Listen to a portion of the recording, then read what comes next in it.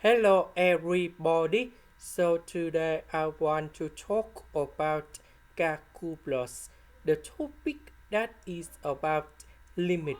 So now I want to show you how to answer.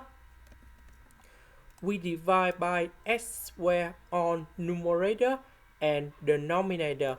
So we have like this. So I will separate s squared into s for this one and s for this one. Next, we multiply by number 2 on numerator and denominator. Similar for the second one. Next, we have the formula in here.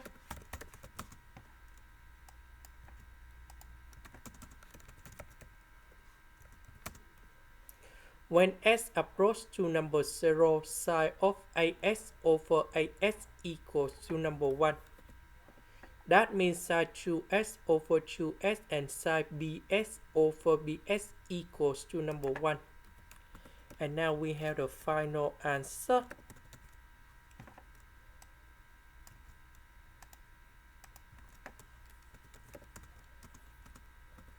And that is about 1 over 2b. This is the end. Thank you for watching.